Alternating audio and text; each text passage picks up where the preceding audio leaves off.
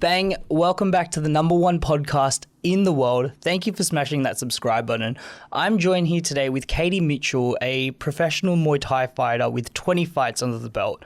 She's got 15 wins, 5 losses, has proven herself against every opponent imaginable, and on top of that, she's also a referee and judge. Thank you for joining me today, Katie. Hey, how are you? I'm really good. I'm glad that you're here. I'm glad to be here. We're talking a little bit off air about your very impressive tattoo collection that you've got going on. Yeah. You've got quite the canvas there. I do have a lot, much to my father's disgust. Why don't you talk us through it? What's going on with the arms, the sleeves? These, for people who don't know, they're called sakyans. They're like different Thai blessings. It's a traditional form of tattooing done by like stick and poke. Very, very painful stuff. I can imagine. Yeah. Like a tattoo in itself is very painful. Look, they all hurt. Yeah. Every single one of them. But a stick and poke, like manual, old school? Yeah. So they're all different like Thai blessings. So I got them all on my arm and then up my back. And then I'm going to finish the inside of this and then I'm done. I promise, Dad. I promise I'm done after this. And so is that just very traditional Thai, or is that specifically for Muay Thai fighters? It's Thai, but you will find like majority of Thai fighters do have sakyans. It's almost become like a uniform for Muay Thai fighters. Right. But, yeah. You go to a Muay Thai show, you'll see everyone's got them. Have you been to those Muay Thai shows over in Thailand? No, I haven't. You haven't? I haven't actually been to Thailand. I was meant to go to Thailand so I got these done by one of the guys out here who trains Right, okay. at a Thai boxing gym in the city. So I got into contact with him because that's where everyone who was getting them done. But no, not yet. I was supposed to go to Thailand in 2020 and then the world, kind of just collapsed on itself. Just shut down. Yeah, I mean, I've seen some YouTube clips of those Thai shows over there, and I'm still very new to the game and the sport, but it was fascinating to see. I mean, I'm sure you've seen plenty of it, but they have kids as young as like 7 years old going out there training daily and then going on top of these shows in like front of tens of thousands of people on like a Thursday night. Yeah. Like, imagine if we had that here in Australia. It's like my dream. I want it to be like that in Australia. Yeah. Yeah, they look insane. I watch a ridiculous amount of Muay Thai, like, all the time. I think that's pretty much all. If you turn on my TV, I go straight into YouTube into watching, like, Lumpini Stadium fights. Yeah. Like, it's just insane to watch. How Muay Thai isn't more watched is beyond me. I think it is, like, the sport for Australia is still growing, so I hope eventually it becomes as well known as. Well, you're seeing a lot more Muay Thai gyms pop up now. Like, there's definitely a lot more interest to it, and I think, you know, when you look at MMA in general or just any form of martial arts, not strictly MMA, but when you kind of look at the sport and what the fans like and what they want to see, they want to see those close range knockouts and those elbows and those knees and those tight clinches. Like, for a casual, a lot of people will say that wrestling and jiu-jitsu is kind of boring. People that are more involved in the sport will say that it's really fascinating and it's a game of strategy. But if you're just watching casually, you're kind of just looking for a Muay Thai fight. Yeah, 100%. And I think, like, that's the thing that makes UFC so big, is it pulls everyone together. It pulls the wrestlers and the jiu-jitsu and the judo guys. It pulls all that knit together. But the casual watchers who don't really do it, like, you hear the crowd. You can hear the crowd go, stand up! Yeah. Like, that's what people want to watch. Yeah. So I think it will grow. Like, the more people start to see things like One Championship where they are doing Muay Thai in the cage with the small gloves now, I think it's going to build. Yeah, but I think you're also seeing a lot of respect being put on Muay Thai by fighters in the game now, like Tiger Thai, which is the gym in Thailand to go to. It is the biggest. It's the meta of Muay Thai, and all of the champions go there. Israel Adesanya, Volkanovski, Kazma, like, they all go there. They all just go to train because it's that good. What is going on there? Why is Thailand just so far ahead of everyone else in this one arena? It's kind of coming, like, I can't believe how many, like, MMA fighters are going over there at the moment. Like, you see heaps of the gyms over there now have the MMA fighters there. And I think they should all just stop beating girls and just fight Muay Thai. Like, everyone, let's just stop. Let's just stand and bang. But yeah, you see them all there. Like, I'm not 100% sure. I think like I assume that they have great, like when I look online and I'm looking at going and stuff, I don't even pay attention to where it says jiu-jitsu and wrestling. I wouldn't even read it, to be honest. But I'm pretty sure they've got really high level coaches for that as well. Oh yeah, I'm sure they do. And obviously as more interest comes in and it becomes more of a global name, then they're going to cater to different audiences and stuff. But I think because Muay Thai is so deeply rooted in the culture of Thailand, like there's the history dates back to when the Burmese were invading Thailand and were literally destroyed the entire government there. And I think the story goes, correct me if I'm wrong, but I think the story goes that there was one man in particular that said to the king of Burma, I will fight 12 of your fighters, and if I win, you have to set me free. And he goes and beats 12 fighters using a Muay Thai style. I don't know if that's based in fact and evidence. I don't know if that's just a story that like really is ingrained in the culture of Muay Thai. But there's a lot of like ceremony and there's a lot of ritual around Muay Thai. There is so much to Muay Thai. Like you go to a Muay Thai show and you watch them do like the white crews before. I don't know if you've fully watched a Muay Thai fight, but when they do the white crew, which is like the dance, which is like asking for protection and saying thank you to your trainers and your opponents. Like there is a lot of connection to this sport. It's not just a sport. Like it just, I'm trying to figure out how to word it better. Sorry. But like the culture of Muay Thai, there's so many more things to it. It's not like kickboxing or UFC where you're just going in there and fighting. Like, and I think it makes Muay Thai beautiful. Is the part that it has all these extra things, all these sacred things. Like you wear a mongkong, it's sacred. It can't touch the ground. Like there's just levels, like different levels of how many things are sacred to the sport. Yeah.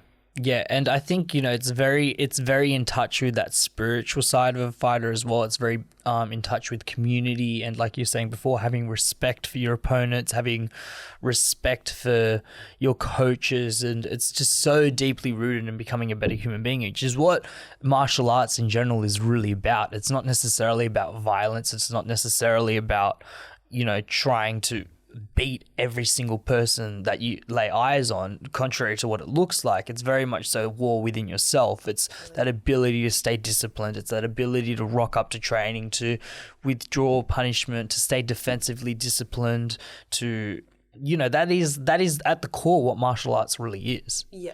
Do we have any footage? I know you sent me some clips. Do you have any footage there of what these rituals actually? What was the ritual called again? Sorry. It's called a White Crew. If White you Crew. Scroll down, a video. Yeah, video. Yeah, if you that one next to the poster.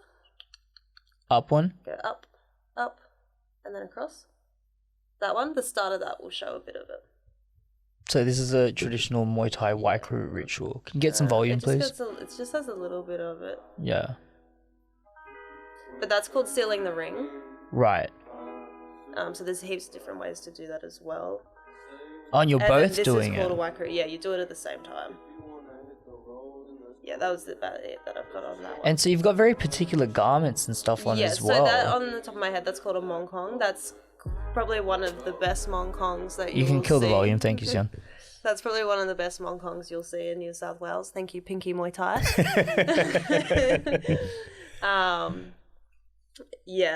So there's like they look all different kinds of way. And then you have the sarong around you.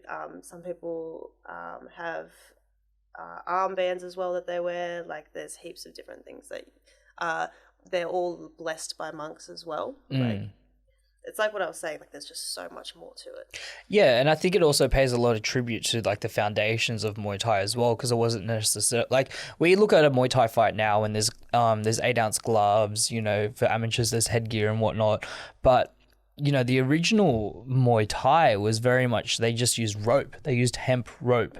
So there's like that's another sport altogether as well. Like, is it? And they're still doing and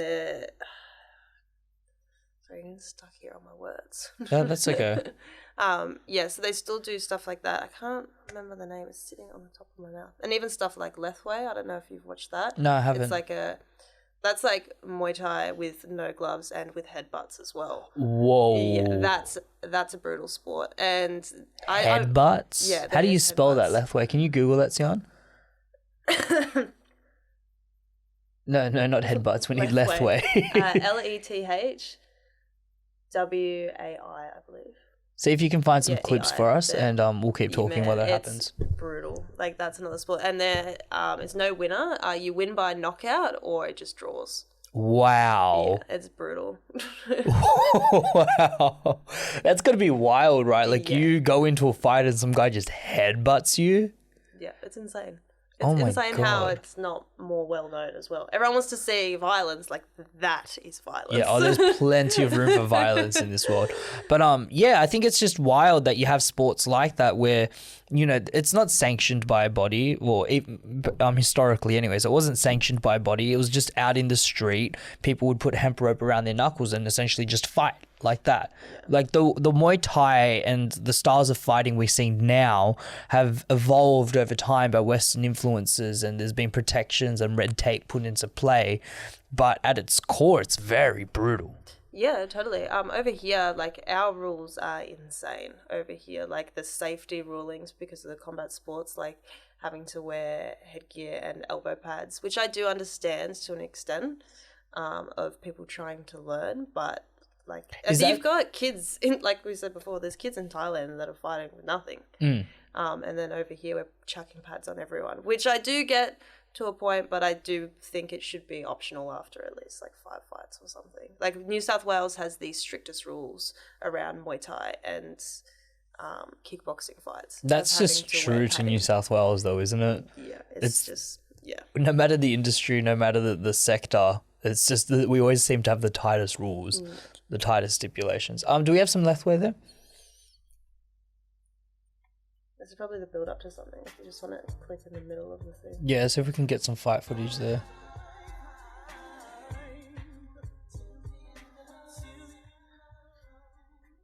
Right, so if you're just listening, I mean, we're watching some pretty brutal knockouts. They're not wearing gloves, are they? Or if they are, those are very small gloves. No, they're just wraps. They're just wraps, hey. There's knees, there's elbows going. Oh my I'm gonna see if God. headbutt somewhere.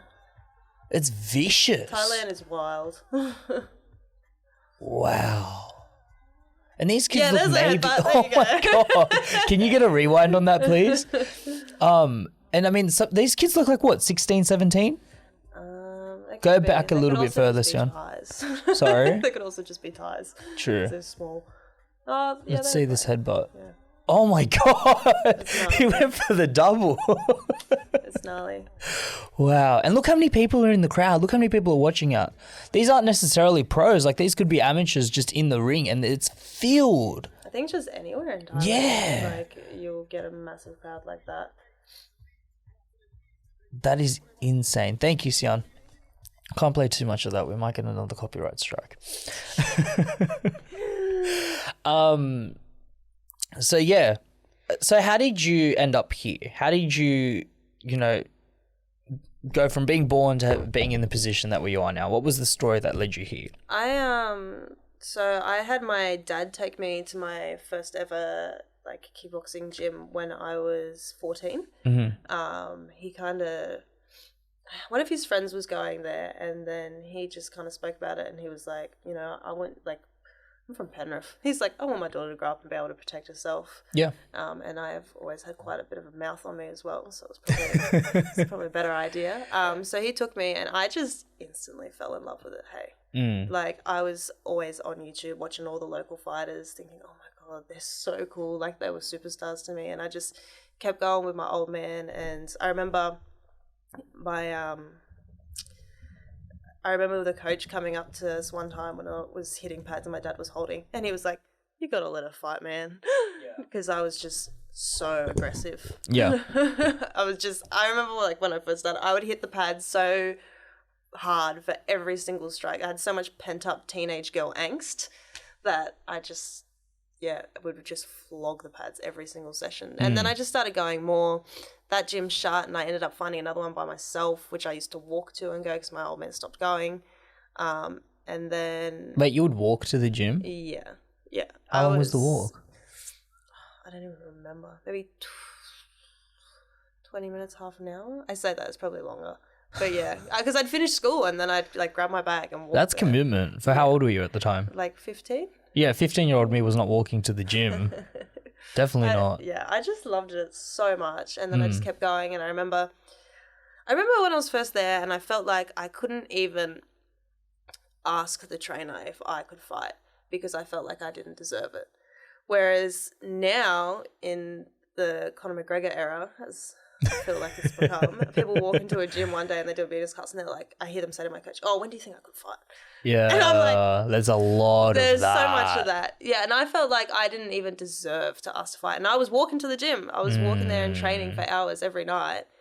And I was like, no, I should earn my right to fight. Like, I trained for 2 years before I fought. Did you go in there with the intention that one day I'm going to get a fight, or was that just a natural progression because you were training so much? I always kind of thought about it, and then it was just like the more I did it, I was like, okay, I want to fight. Right. Yeah. Yeah, so it's probably a bit of both. Like that seed was already there, and then just the more time you got hitting pads, hitting the bag, sparring, you just nurtured that seed, and it just sprouted to where we are now with 20 fights under your belt. Yes. And 5 belts, might I say. Yes. Quite well, impressive. I had to relinquish them now because they were amateur titles, but it's all right. I'll get 5 in the pros. Yeah, 100%. Easy work for you. Did you find yourself getting in trouble when you were young? Because you spoke a little bit about how you had a bit of teenage angst, and at 14 you're quite an angry person. Like, were you the kind of kid that got in trouble at school? I did get in quite a bit of trouble. Yeah, what kind of trouble? Just with stuff with school. I think towards the end, I just had my deputy principal tell me that I should leave because I just kept getting into trouble.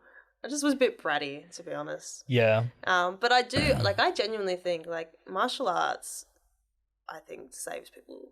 Like, I can't imagine the kind of person I would be if I didn't find this sport. Like, it honestly put me back on the straight and narrow. It's genuinely made me a better person. And it's given me discipline. It's given me confidence. Like, it's changed my whole life. I'm so grateful every day that I found it. Yeah, I've been listening a bit to Mike Tyson's book lately. I don't know if you've read it or listened to it. Mm-hmm. I've read a bit of it. Yeah. It's very inspirational and I highly recommend it to people. But you kind of get a sense of especially in the case of Mike Tyson, the kind of people that find themselves in MMA gyms or boxing gyms or Muay Thai gyms or jiu-jitsu gyms, like the kind of circumstances that you'd have to be under. And this isn't broad. Not everyone that goes into the sport has a chip on their shoulder, but a lot of people do. Yeah. A lot of people do. And when you kind of understand where Mike Tyson was coming from and the fact that at 12 years old, he was literally breaking into people's houses and robbing and getting involved in gang activity and doing coke and smoking weed and doing mushrooms from the age of 12. Yeah. From the age of 12.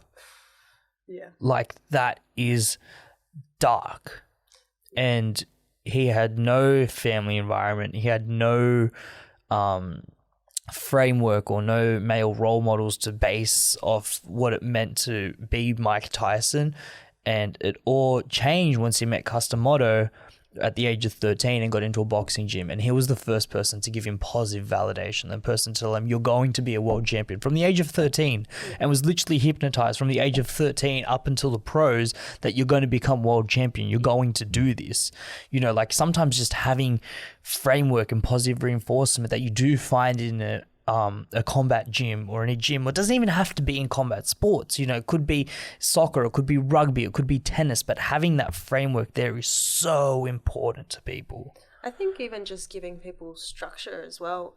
I think there's lots of different ways to train a fighter as well. Like, you're talking about positive reinforcement, and that's what helped and build up Mike Tyson after growing up the way he did. Man, my coach batters me.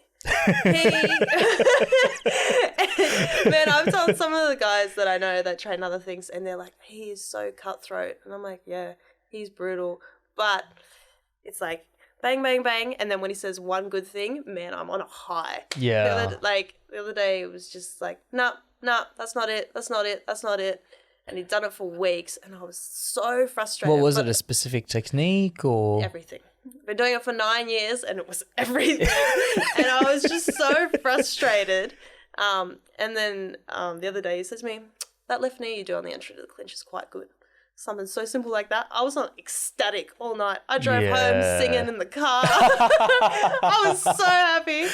But I think it's just different ways to train a fighter. You know what I mean? I think I can feel like, as much as I hate it and I wish he would be nice to me sometimes, I can feel how much better it is and how much it drives me, because I'm like, I'm gonna show you how good I am. And he said to me before, he's like, I'm hard on you because I believe in you so much. And he's like, the only reason I'm hard on you is because you're one of the pro fighters. Like, the other fighters look up to you. He's like, so I'm gonna be on you. He's like, this is exactly how my coach was to me. And his coach, Jason Lappin, who was one of like the kickboxing like OGs as a coach when it was first starting in Australia, was notorious for being a hard coach. And Reese, my coach now, is amazing. He had 70 fights, 2 world titles, and was relentless as a fighter. And so I think it's kind of figuring out which fighters, how to train them. Yeah, and I think, coaches need to push accountability. Yeah. It has to be accountability, because the maximum amount of accountability you're going to find is in the cage or in the ring or in the arena that you're fighting in, because there's nowhere to hide. Yeah. If you drop your hand, you're getting knocked out. Yeah, totally. So there has to be that strict regimen. And, I spoke a lot about how Custom Motto was very positively reinforcing Mike to make him feel validated and loved, but that's because he was a very, very deeply insecure kid. Yeah. There was still a side of Custom Motto that was very deep and sharp, and we're training at this time and you have to be there. Like, you kind of have to have both worlds. There has to be that dichotomy there. There's definitely an art to coaching fighters and how to make each fighter perform their best, definitely. And I think coaches that can figure it out and wear all hats for it are highly talented coaches. So how do you go about selecting the right coach for you then? Well, I've only trained with Reese since pretty much lockdown. I started training with him, and honestly, I thought I had a good knowledge of Muay Thai, and then training with him, it just blew my mind. Right. How much there is to learn of him, and how much I've already learned and how much more there is insane. Like, he literally blew my mind talking about him and training with him. So as hard as he is, I respect every single word that comes out of his mouth. I probably annoy him with how many questions. No, I don't think I do. But I feel like I just want to ask him questions all day about, what do you think about this? What do you think about this? And the stuff he's growing. And even people from the Muay Thai community have said a lot. They're like, Katie's improvements since training with Reese, multiple people have said it. So, and I can feel it. I can feel I'm definitely becoming the fighter that I want to be. I think I sent you a photo of the Barbie doll in the... Can we pull that up? If you go on the DMs right there, Sian, scroll up. There we go. Yeah, there it is. Yeah. So what's the story behind this? What's going on? So you can see on there, if you know, you know. And this is the same from... so this originally started at Jab Out Gym, was that Jason Lappin's gym. And the theory behind the Barbie doll was, if you didn't fight to your ability, if you didn't listen, then you get the Barbie doll and not water. So if you want to play with Barbie dolls, or do you want to fight? So, right. Yeah. So if you're not performing, if you're not doing well, you get that Barbie doll. Yeah, and I don't That's know hilarious. if this is 100% correct, but I think Reese may have been the only fighter to ever get the Barbie doll on Fox Sports as well. Had to stand there holding the Barbie doll. And Reese did say to us the other week, we were all getting blasted, and he was talking about this technique that everyone's doing that he doesn't like. And he said, if anyone does this in a fight, you're not getting water, you can stand there and you can hold the Barbie doll. So I love that. A little bit of shame never hurt anyone. Honestly, seeing it go in the basket is gives you a rush. Did that sting?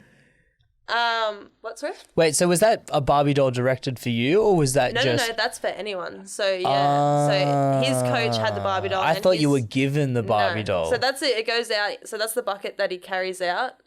If you're just listening at home, there's a bucket with ice and water in it, and there's just a Barbie doll with hair sprayed everywhere, just in the sitting corner in the there. bucket, yeah. Yeah, Sitting like in the she's sitting bucket. in like a jacuzzi or something.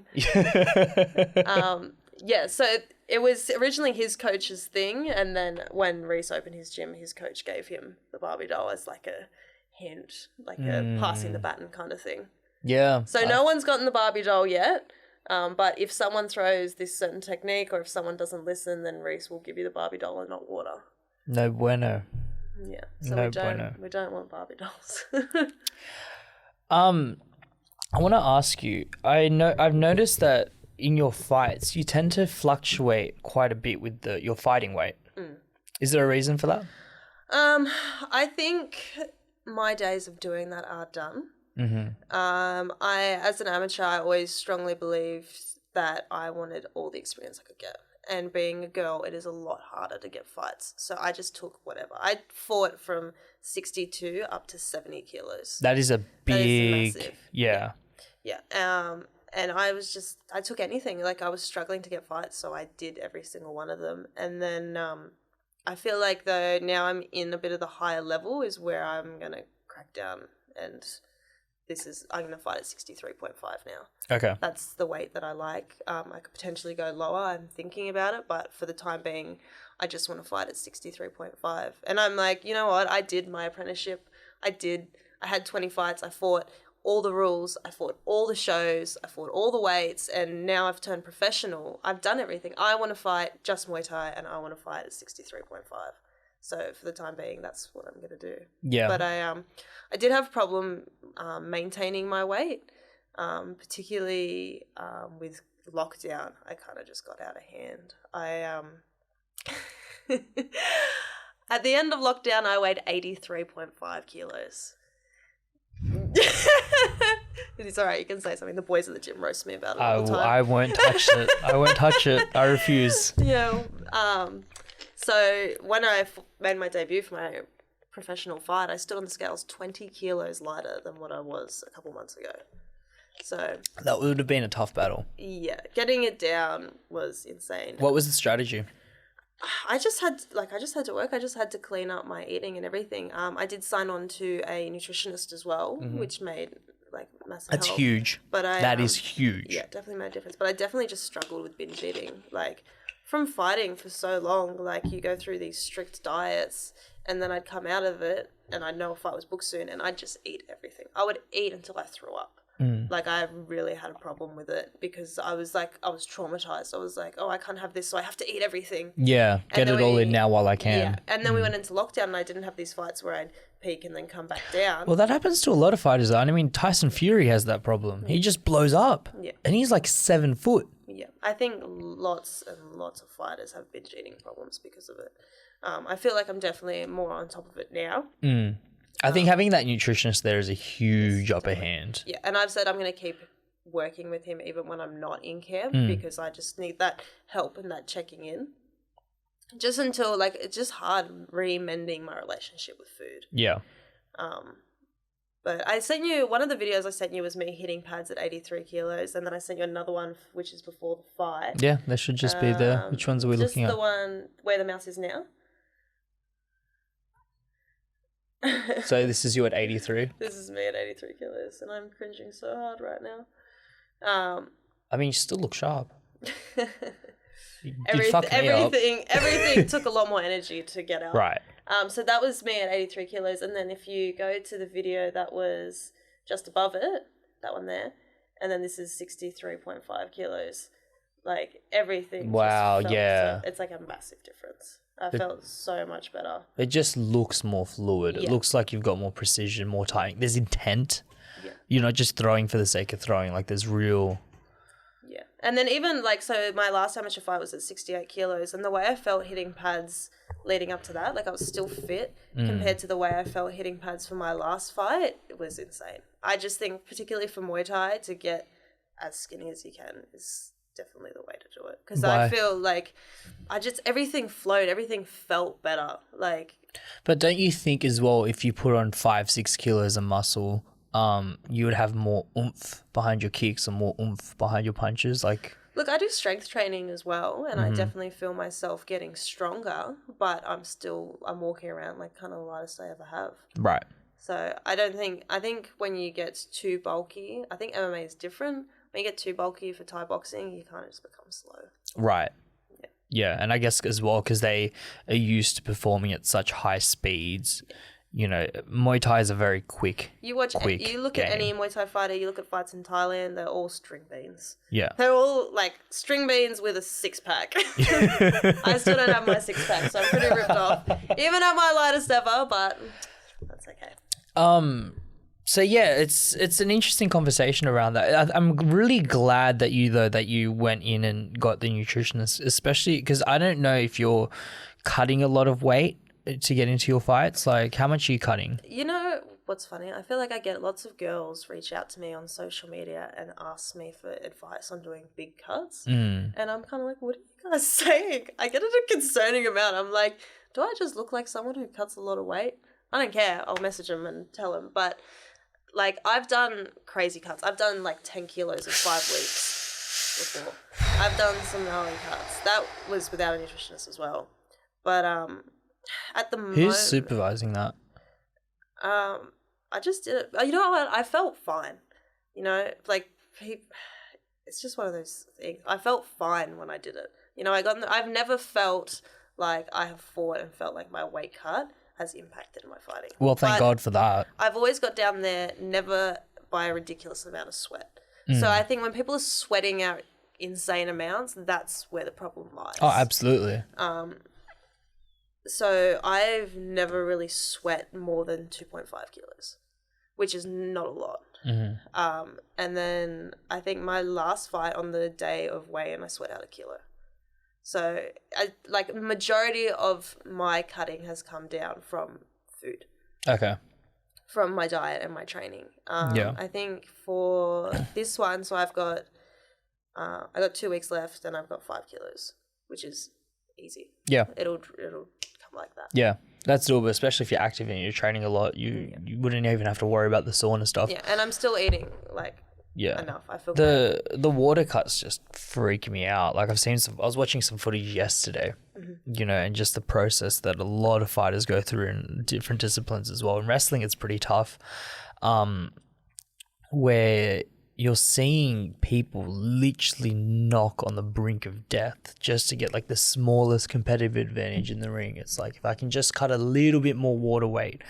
And when you start looking about the process that actually goes into it, when you dehydrate the body to those levels, we're not just talking about dehydrating and not drinking water, but your body doesn't have any more water to give, so the only way of getting rid of it is by sweating. It is the only mechanism that's left. And so you'll see a lot of fighters put on garbage bags or get into like hot water, like have hot salt baths or take diuretics, like anything just to flush out their system of as much water as possible. But you got to think about the consequences of that. Your brain is 80% water, and a lot of that is just cushioning. So if you don't have that same level of cushioning, you're going to be a lot more open to concussions. Your blood thickens when you don't have high levels of water in there. So suddenly you're looking at kidney failure. You know, people have died from weight cuts. I definitely think that we are getting better at it. I feel like there's so many more nutritionists out there now. And, like, the team at the Fight Dietitian are doing amazing work. Like, the way they're trying to stop all the bad things. Like, they're trying to stop all those people who are destroying themselves with weight cuts. Like, they're really putting in the work to do that. I think it's definitely getting better in the sport now. Yeah, no, definitely. And I think, correct me if I'm wrong, but I think it was one championship that started putting in hydration tests as well. Yeah. So there's a certain level of hydration that you have to be within. I know that other organizations have put in, like, I'm pretty sure in California, if you fight, that you can only fluctuate by about 15% of your weigh-in weight. Yeah. So, you know, there are processes being put in tape. And that's where the red tape and those kinds of mechanisms are actually very important. Yeah. You know, because it's tempting to say, oh, fuck it, let's just fight however we want to fight. But there's a reason we have weight classes. Yeah. There's a reason we have these rules in play as well. I think the hydration tests are great as well, because I feel like boxing tried to cut it out by like having the same day weigh-ins, but then I think people were just destroying themselves on the same day. People were still just doing anything. Is this my water? Yeah, go for it. Speaking of which. I'm thirsty just thinking about doing a weight cut. Yeah, and you know what? Cutting weight and sauntering is always going to be shit. I could do 600 grams and I'm going to complain just as much as if I have to do 1.5. Like, it's always going to suck, but there is a limit to this is not okay, which is why I recommend to everyone who's fighting, that they should get a nutritionist and they should have someone who knows what they're doing helping them through. 100% agree with that. And look, you know, you may not realize it, but there's probably a lot of up and coming fighters that hear that message and need to hear it, because it's very tempting. It's very tempting just to get a couple of kilos advantage of your opponent on the night, but the reality is they're probably doing the same thing, so the advantage kind of weighs out. And if you can just go into the fight at a healthy weight and just be mentally more prepared and have, you know, just have that physical edge. It's the only sport where we do stuff like that. It's the only sport, you know, like in soccer or in tennis, they aren't doing that. They're making sure that their diet is geared specifically for peak performance on the day. And even like I said, I get quite a lot of girls asking me about doing big cuts. And to all of them, I just pretty much recommend them, like, get a dietitian. Mm-hmm. I recommend them to who my dietitian is, or I just say, just find someone who does it. Or like, I think people can freak out about it as well. I think girls more so freak out about it as well, because we have different things. Like, if you get your period, you can weigh from 1 to 2 kilos extra. Really? Yes. Wow. So that's a big thing as well for women in combat sports. So I just always say to them, I'm like, listen, I can tell you what I've done, I can tell you what felt good, but I recommend talking to someone who has those university degrees and really knows what they're talking about. Yeah, absolutely. And the information's out there, you know, like if you can't garner those resources, you know, like a nutritionist or a dietitian may not be accessible to everyone, especially up and coming fighters. Like, you know, there's not a lot of money in those amateur leagues. But if you can make the investment, it's worthwhile. But if not, there's heaps and heaps of information out there to contextualize it, and, you know, you can get the right information how to do it in a healthy way. For sure.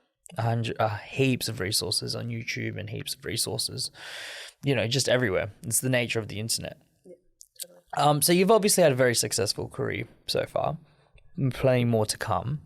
Have you kind of mastered the mental game between winning and losing? I hate losing. And I think everyone hates losing. I think you don't hate losing like I hate losing. Really? Yes. When I go out to a fight, people have talked to me before and they're like, oh, it's pretty full on, you know, you're not wearing elbow pads and stuff anymore. That doesn't even cross my mind, hey? That does not cross my mind at all. I would rather walk out of that ring with my face cut to shreds from elbows with a win than walk out with perfect skin and a loss. Like, I don't know what it is. I don't know if it's an ego thing or what it is, but I just hate losing. But definitely, as you grow in the sport, you do learn to accept it. Like we were talking before we started recording, talking about records. Muay Thai, no one has a perfect record. You don't see anyone who is 50-0 in Muay Thai. It's not a thing. We're not padding our records. You know, we're fighting anyone. We're all fighting each other. There's no stigma around having a perfect record. If someone is a Muay Thai fighter and they say, "Oh, I'm 30-0," you'd laugh. You'd be like, "Who have you fought?" Like, and I definitely I think majority of my fights, like the 5 that I lost, I think like 3 of them were split decisions. Mm-hmm. So at the end of the day, it still is someone's opinion. So it's split decision. So that means one person said I won, and then the 2 other judges said the other person won. So it's still cut down to the wire. Like, if I lose and I know I gave everything and I poured my heart and soul out, then, you know, what can you do? Yeah. But I definitely, makes you train harder as well. Of course. And I think the way a fighter deals with a loss very much defines their career. Yeah. It is a very important moment in a fighter's in a fighter's journey, you know, because there's age-old wisdom in fighters that have had 30 fights and 6, 7, 8 losses, you know, because they've had to pick themselves up again and continue going and continue going and continue going. And you know, you see it in MMA a lot, in the UFC. You see these up and rising stars, you know, that have these 8-0, 9-0 really beautiful records, but once they get put up against someone that's 30-6, It's like, okay, we're playing a different game here. That's exactly right. And I've never understood it. I've seen people fully pad their record fighting, I don't know whose mum from a trailer park. And I'm like, how are you going to knock her out? Yeah. And then think, now I'm going to go fight on the top leagues. Like, it just blows my mind. And like I said, I hate losing. I hate it more than anything in this world. But I would rather have a real fight and lose than fight someone who I knew I was going to What's your process for dealing with a loss? Just getting back to the gym. I just get straight back to the gym. Like, I do get a lot of pep talks from it. Like, my best mate, his name's Cody Trey. He's also a professional Thai boxer, K1 fighter. He's helped me through pretty much all my losses. Like, him being just talking me through, you had a good fight, you did this. Like, the support from him as my best mate has really helped me beyond so much. And then just getting back into the gym, the boys at the gym, making me remind me, I put everything into this. I did this. I'm so lucky to be able to fight. I'm so lucky to jump those ropes. And I'm just going to get back in there and I'm going to get it back. So, yeah, it's that iron will mentality. It's that ability to just kind of stay laser focused on the end objective and not get... And I love this sport. This is all I want to do. I do everything I can in this sport. I coach it, I train it, I fight it, I ref it, I judge it. I just want to be doing this sport no matter what. So I'm just going to continue to do my best to be the best. Does your perspective or does your understanding of the game change because you have the avenues to referee?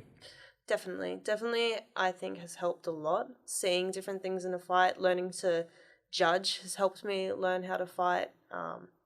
I love refereeing. I think it's the closest you can get to the same adrenaline rush as fighting as refereeing. Really? Yeah, I do.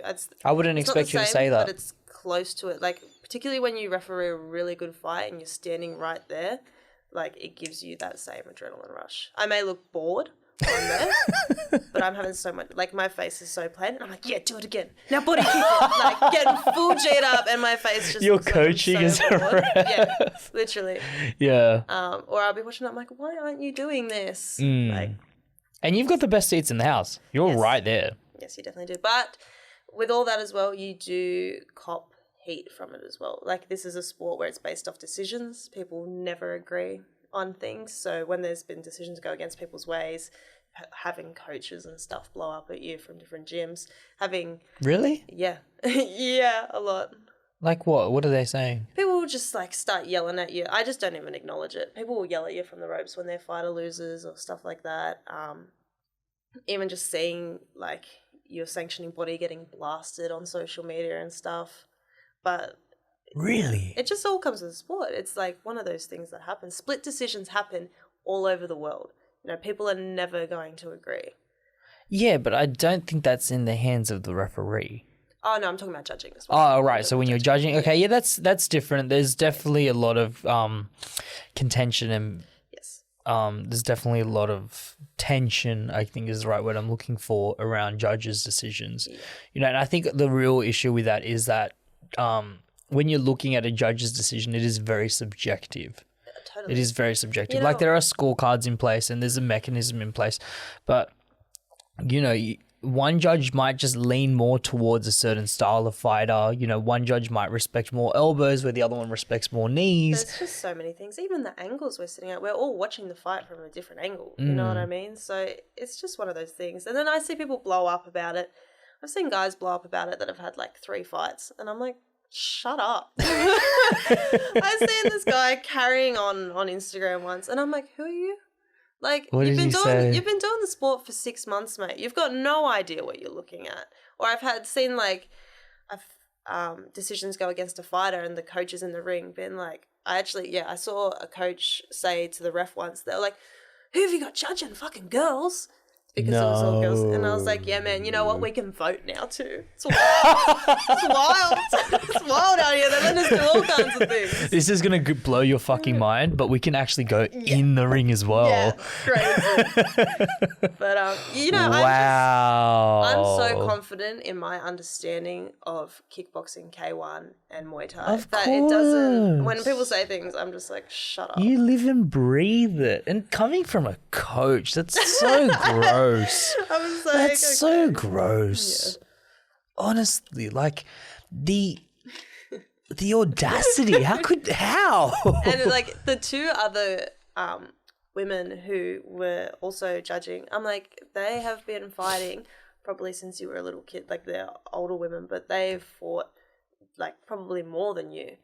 Like, I don't know. It's just one of those things. It's always going to happen, no matter what. You always say, oh, I thought I won. Oh, it was split decision. Oh, how did this? It just comes with the sport. Well, here's the thing, right? Like, we're not talking about physical advantages here. Like, there's clearly a big physical difference between being a big boy and a girl. And of course there's outliers and of course there's expectations, but there's a reason we keep it in two different leagues, right? Like, that's just undeniable. But when we're looking at something like judging, there is no competitive advantage that guys will have over girls. It's not like we see things that girls don't. It's just the sport's there and we're judging it accordingly, and we have experience and we've lived and breathed it and we train it and we compete and we ref it. Like, you know, my judgment's going to be as good as anyone's here. Totally. Probably better than anyone's here. Even like the other weekend I was reffing at a show and this guy, just some guy from the crowd, was like to me, oh, you're reffing the boys too? Wow. And I was like, yeah, I've had more fights than all the boys on the card.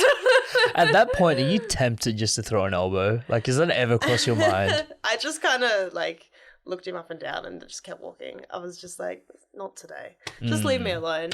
I'm crazy. Just leave me be. I don't want to want to blast you in front of everyone. Do you find yourself quick to anger or anything like that? Honestly, I'm just all over the shop all the time. I'm a very highly emotional person and very unemotional. What makes you say that? Like, sometimes I will laugh and then I will cry and then I will be yelling at someone. Like, that's just who I am as a person. I feel like I just feel every emotion very deeply. And then, yeah, I don't know. I think I'm just a girl, to be honest. I think it's a girl thing. But even like when I fight, I feel like I definitely fight from a place of anger. Mm-hmm. When I fight, like, I want to hurt the chick in front of me. I'm saying the nastiest things about this girl in my head. No offense to any girls I fought, I actually like most of them. Yeah. But I fight from aggression. Well, you have to. Yeah. That's where champions are made. Yeah, I think everyone's different. I think like I was talking before about my mate Cody. You talk to him before a fight, he's so chill. Even in the ring, so calm. It doesn't look like anger at all. It's all like tactical when he's fighting. I think everyone has a different thing. I think aggression is a more common one and one that's easier to see that people are fighting from. But there's different ways to do it. But for me, aggression is a tricky one, right? Because aggression, when used properly, it's like a flame, right? Like if you use aggression properly, then you can nurture it in a way that's going to help you in the fight, and you can, you know, kind of control it, because you don't want to come into a fight too aggressive and too amped up, because then you start overcommitting to things. Then you start making mistakes. You sacrifice technique for just that. Fuck you up. Yeah, it's definitely a fine line. 100% it's a fine line. And you see it all the time. You see people, I'm like, if you just calm down and saw what you were doing, then you could probably stop this person. So it is a fine line, but it's definitely how I find fighting for me works. Well, that's why the scariest fighters are the calm ones. You know, like when they're good, when the calm fighters are good, you know, like when you've got, I think Khabib is the perfect example for that, right? Like he will talk to you constantly as he's mauling you and as he's just squeezing and crunching and twisting your spine, but he's talking to you and he's calm and he doesn't look angry while he's fighting you. He's just very precise and very strategic. Like, that is terrifying. Yeah. The fact that you can do that and you're not angry, that's terrifying. I have been like bashed in the clinch by guys that genuinely look bored while they're doing it. Oh my God. And it is the worst. I would rather them do it aggressively than look bored.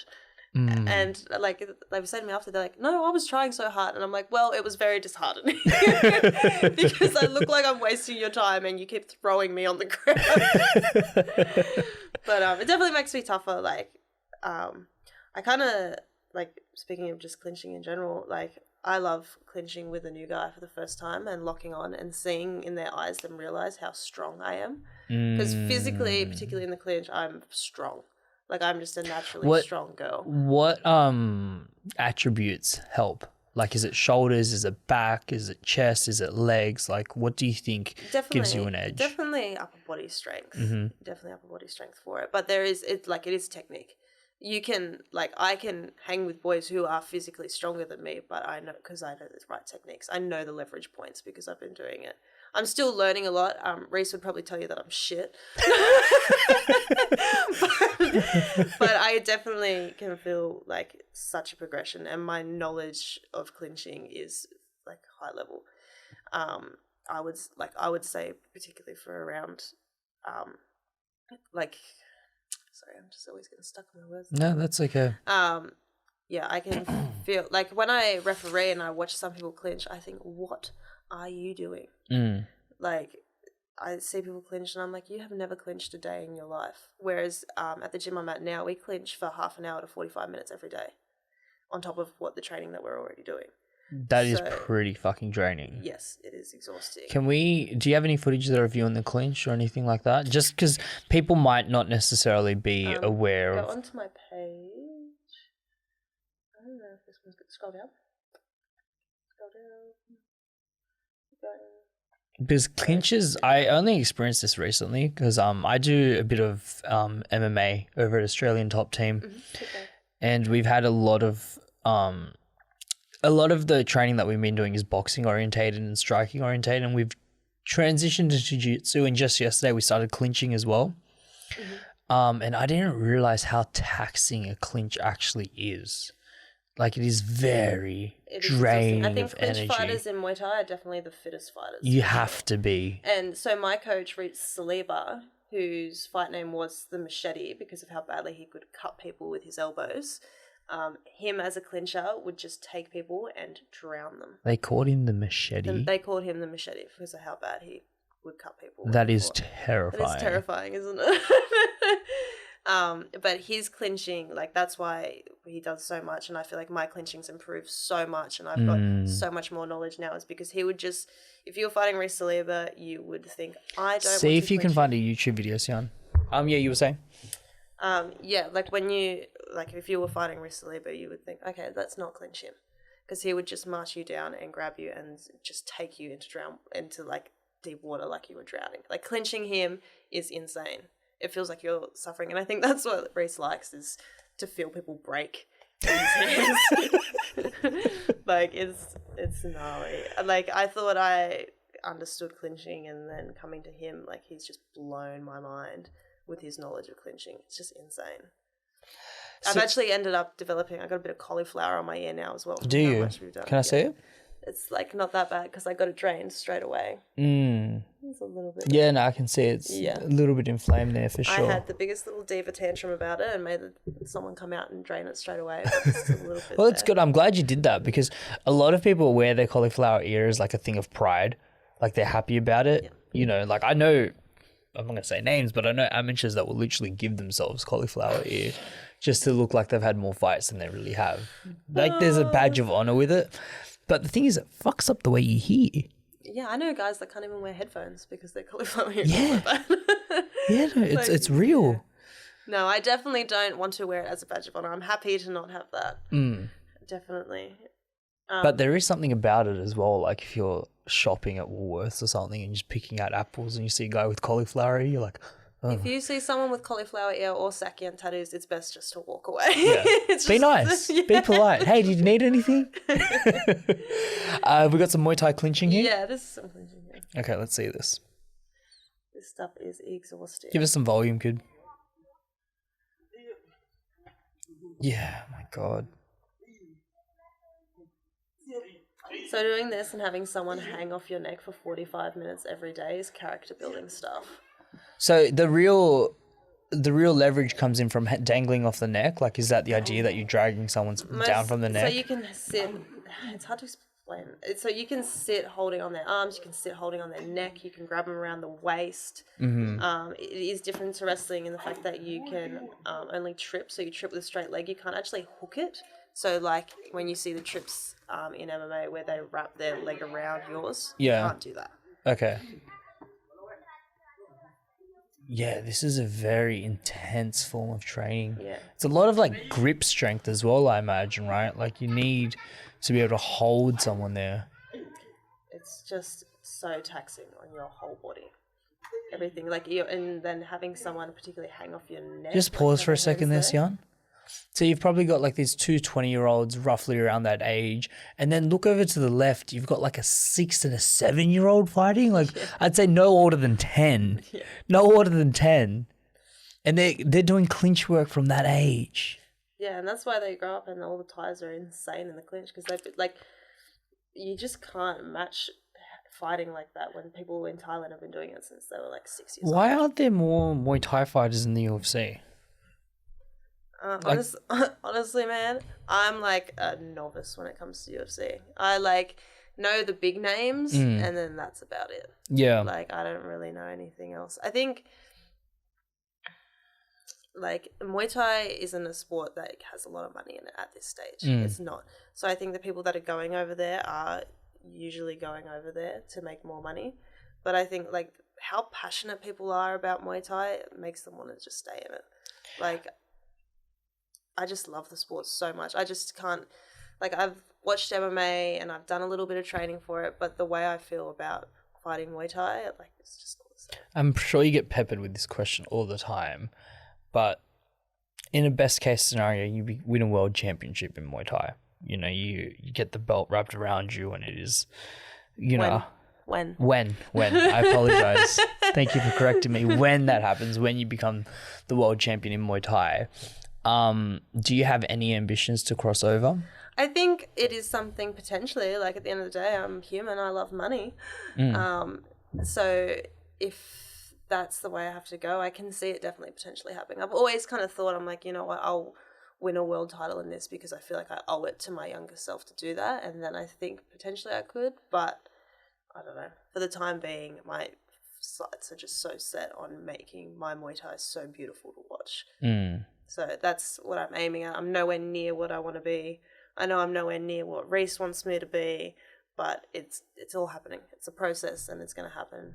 And my Muay Thai is going to look beautiful and then I'll go from there. We'll see what happens. Yeah, and that'll be terrifying when you win the world championship and then when you cross over into the UFC and dominate, because that is terrifying. There aren't enough Muay Thai fighters in the UFC. Like there's definitely fighters that adopt Muay Thai styles, but purists like you'll find wrestling purists in the UFC. You'll find jiu-jitsu purists in the UFC. You'll find boxing purists in the UFC, but Muay Thai purists, not many. Not many. And well, the girl who I made my pro debut against was actually an MMA fighter. Really? Yeah. So yeah, talk me a bit through your pro debut because I don't think we've touched on it yet. I didn't perform exactly the way that I know I can. I think I felt a lot of pressure going into this one. It was like my pro debut.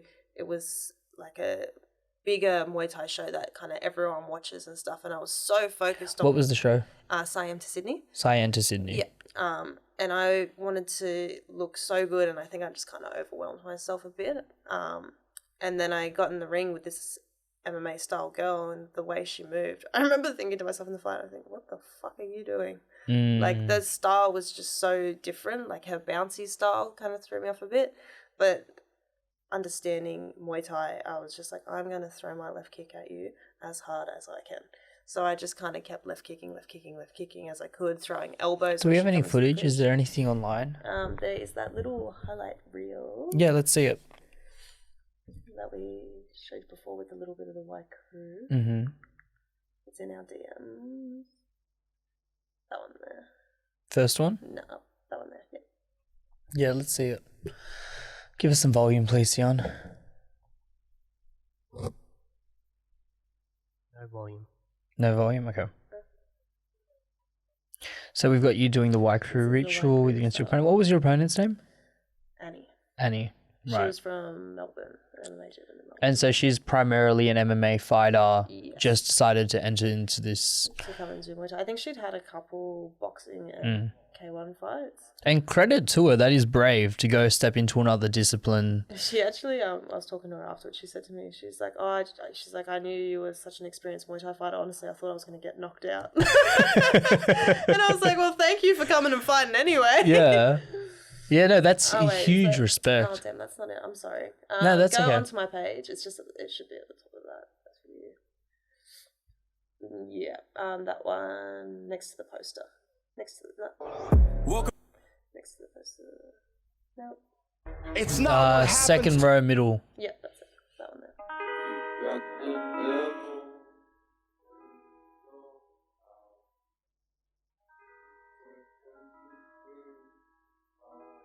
And she kind of, I think, because this was my first time fighting 3-minute rounds, so professional Muay Thai, you fight 3-minute rounds, so I'd only ever fought 2-minute rounds, and I think that drawed out to me too, and she was used to fighting MMA. How many rounds is it? This was 3 threes. 3 threes. So she was used to MMA rounds, where she's fighting 5-minute rounds. Oh, it depends. Not all MMA fights are 5 minutes.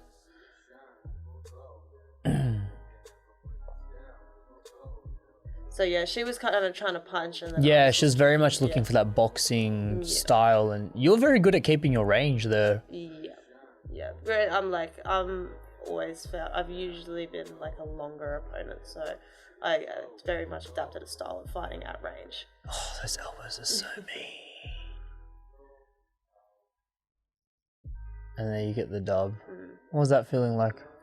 Oh, it was just like relief. I was so happy. Relief. I was so happy, like, because coming off a loss, I wanted it so bad. It was my pro debut. Like, I just felt everything. And then as I was fighting, like, I knew it was a very close fight, like going through it, and I was just, I don't know. It just was it was a good fight, but I'm mad because I know I can fight better than that. So it was a close fight that I feel like, no disrespect to Annie, I feel like shouldn't have been a close fight. Like, I felt like I let it be a close fight. Like, I just kind of, I don't know.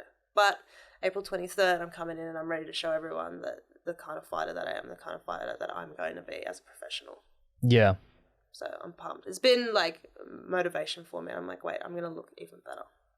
Do you have a regime around the mental side as well? How do you prime yourself mentally for a fight?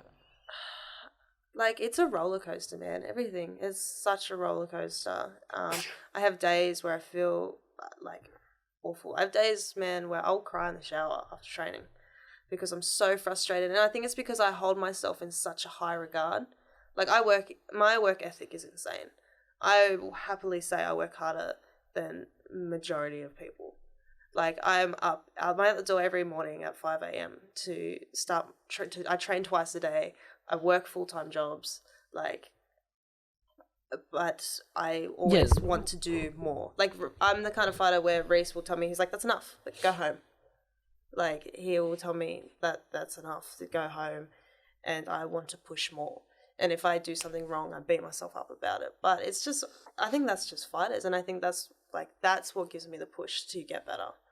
So I have days where I feel awful and I'm like, this isn't good enough. And then I have days where I go into the gym and just everything works. And I'm like, yes, like, yeah, I'm going to do this. Yeah. I mean, I get it from a training perspective that you kind of need to have a bit of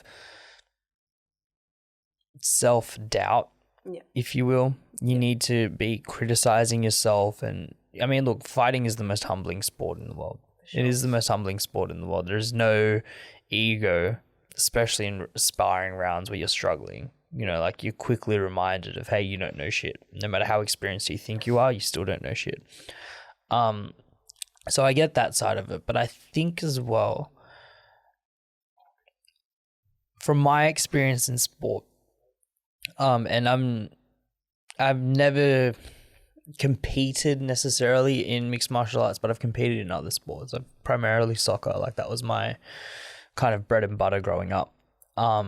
I had very strict regimes, like the weekend of a match or whatever, to make sure that mentally I was just in that flow state, in that zone, you know. And when you're trying to get there, there is no room for self-doubt. There is no room for self-criticism. You know, I think even Mike Tyson again spoke about it, like how when he was doing the ring walk, you know, he felt like a little boy and he was scared and he was very insecure. And then as he's walking closer and closer towards the ring, he just became a god. Yeah.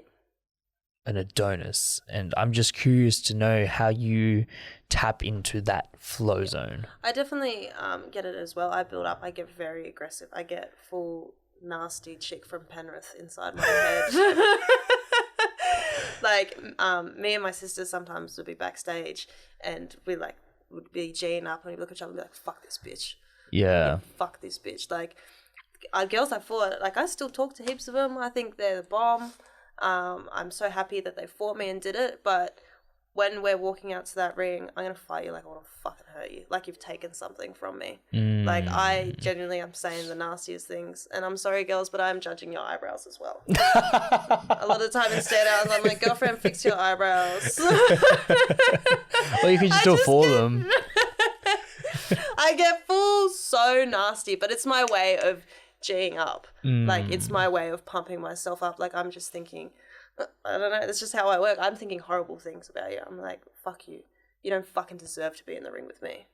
Like I get very, like that's where when I go back to how I was saying I fight from a place of anger, that's how I'm G'ing myself up. But for me, fighting, I get enjoyment of pushing myself. I want to know that no matter how hard something gets, I can push through it. So it's not even like, I don't think, fighting's not personal, but to G myself up, I am angry at the woman standing in front of me.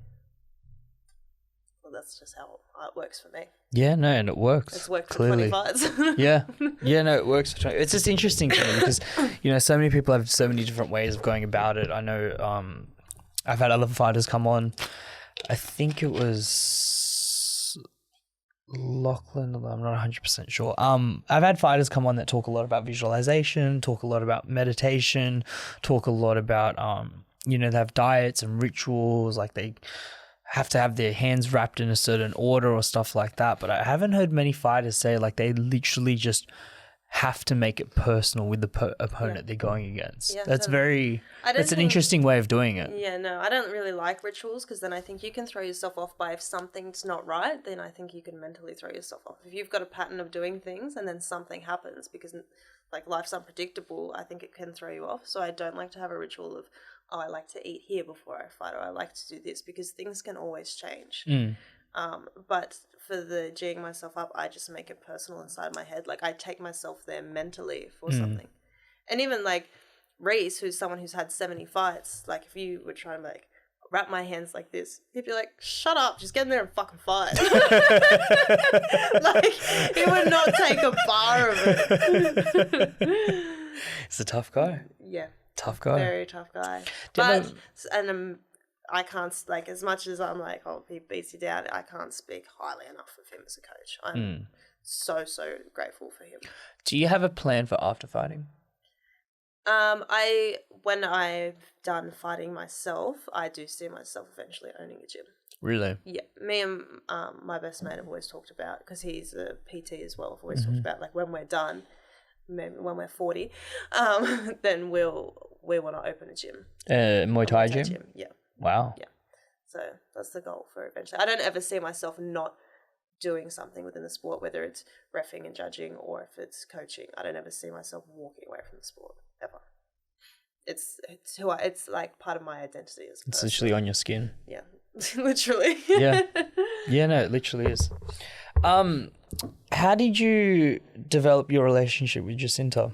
So for people who don't know, Jacinta Austin is a badass, first and foremost, is tearing it up in the MMA scene right now. I think she's going for that eternal strap sometime soon. She is the best strawweight in Australia, and eventually going to show everyone she's the best strawweight in the world. I genuinely think she should, firstly, if she's not ranked number 1, she should be.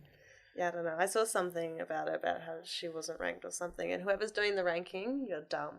Yeah, no, she's like undeniable. Yes, she is vicious. She is relentless. She is entertaining. She has it all. She's fit. She comes in, she shows up, she doesn't pull out. Me and Jacinta met when I was first at a gym, one of the gyms when I was like 15. She came and did some sparring, and then we just kind of followed each other on social media like you do, talk to each other through there, and then eventually we ended up both training and fighting together out of a gym called UTC in St Mary's at the time.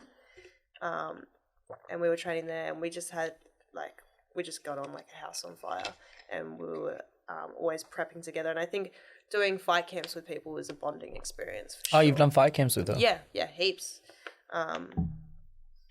Yeah, probably done around like maybe 10 camps together or something. Wow. Yeah. So you guys like actively sparring? Yeah.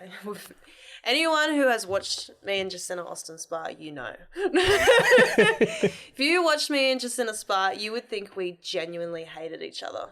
Wow. Yeah, it is full on sparring, but we just that's who we are. We're just both very competitive people. I love her to death. She loves me to death. But we just, I don't know, we're both chicks that grew up in Penrith. We're just rough. Sian, could you just lower your mic for a second? I'm getting a bit of background noise there.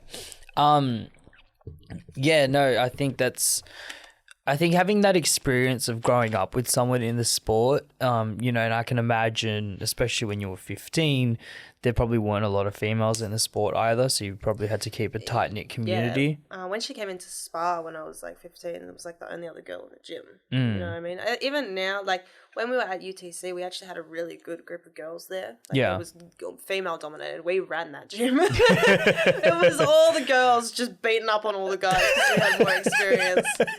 It was like full Mean Girls. I think I have a photo somewhere where I cropped our heads onto the Mean Girls poster. But yeah, it was really like training with her. Like I trained with her recently as well, and I was like, oh man, I miss you so much. Come back to Muay Thai. But I think for her as well, it definitely is very beneficial to have someone in her camp that is so purely Muay Thai. Yeah, so we haven't done much work together. So she only just came out a little, like just for a one-off kind of thing. But like if she ever was fighting a taller opponent who's like a Muay Thai striker, then definitely I'd be there to help her get in the rounds. Yeah. Sure. Yeah, it's so important. So you've got a fight coming up? I do. April 24th? I do. This will be my second professional fight. April 23rd. 23rd, apologies. That's okay. On SRG Promotions against a girl called... SRG? SRG, yeah. SRG. Against a girl called Allegra. She's from the Northern Territory, I believe. Is that the card right there? That's the poster there. Yeah. Sian, can you pull up the second row on the left-hand side? Hello? Yeah, mate. Can you pull up the second row on the left-hand side, the photo there? Second. The poster. The poster? Yep. Thank you. Yeah, okay, so SRG Thai Boxing Gym at the Yokkao Training Centre. Apologies if I said that wrong. That's on Bodley Road, Alexandria. So it's here in Sydney. Yes, yeah. So this is going to be a good card. There's quite a few pro fights on it. And then I'm pretty sure the amateur undercard's pretty stacked as well. I'm super pumped for this one. I've seen a little bit of footage of Allegra, and I definitely think this is going to be a cracker fight. What do we know about Allegra? I don't really research my opponents too much because I think you can get caught up in focusing too much on what they're going to do. You know, I'm going to go in there and I'm going to fight how I want to fight. I don't care what you're doing. I'm fighting my fight. Yeah. So I don't focus too much. I don't believe she has as many Muay Thai fights as me. I believe she does have a bit of a boxing background.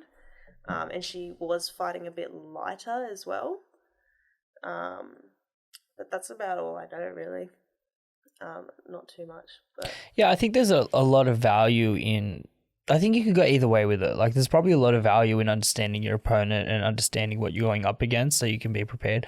But at the same time, I think if you're the kind of fighter that can just go in there and exert your will no matter the opponent, then you are really a champion. Totally. You know, like that is the difference between, you know, a mid-level UFC fighter and a Khamzat Chimaev or an Islam Makhachev is that no matter the fighter, no matter the style, they're going to pick you up, they're going to put you on the ground and they're going to bash your head in, no matter what. Yeah. No matter what. It's just that ability to exert your will. This is my game plan. This is how I'm going to do it. Yeah. So I think if you have that confidence in your ability and you have that certainty in what you can be able to do and what you're able to deliver on, then it doesn't matter who you up against. Yeah, for sure. I think you should, like, I do understand having a little bit of a look and understanding a bit of what to expect, but I don't necessarily agree with, everyone's different, but I don't necessarily agree with structuring a whole like fight camp around a game plan, which is something Reese kind of taught to me as well. And I do agree with, because I've lost a fight because I did my whole 6-week camp training this certain way to beat this girl, and then she came in and did something completely different. Yeah. And it didn't work. And I think I was still fishing for it when it wasn't working, which is also in me. I should have just changed, but I couldn't because that's all I trained. Well, on top of that, the fight game's unpredictable. Yes, you might be fighting someone in 6 weeks' time and then have a completely different opponent in 2, and then what? For sure. And then what? That happens all the time. Yeah. People get injured, people pull out of fights, family issues go on, like shit happens. I know people that get caught up into the UFC on like 10 days notice. Yeah, you always have to be ready. Yeah. Always have to be ready. Yeah, and I think you just need to make your skill set so good that what you're going to do is what's going to happen. Like, that's what you have to push for. So I know, like, Reese will watch a little bit and then chuck it, like, sprinkle it into the training some things that he'll think will work, but we're not going to go, they're going to do this, so you're going to do this, and we're just going to train this. Like, it's just, you never know. I've got fights where, you watch heaps of my fights and I fought a different way in all of them. So. Do you have a message to Allegra? Something you wanted to hear? Not really. I'm just pumped. Okay. I'm ready to go. And I know that she is too. Like, I've seen a little bit of stuff and they're like, she said she's like fighting an experienced and skillful opponent. I'm so excited for it, and I'm just as excited. I cannot wait to get back in there and show everyone how much my Muay Thai is improving. Allegra, we can confirm you have good eyebrows. The one thing I have to say is make sure you got your eyebrows done, because I will be judging for every girl I fight. Let the people know where they can find their tickets. There is a link in my bio to get tickets to that one. And your Instagram is right there on the screen. My Instagram is KatieRose144. KATIE Rose144. Yeah, that's it. Tickets are there on the screen, guys. Make sure to check it out. It's a sellout event, so definitely get in and get your tickets. I'm looking forward to it. Katie, listen, thank you very much for joining me today. Thank you for having me. It's been a blast. And best of luck. Thank you so much.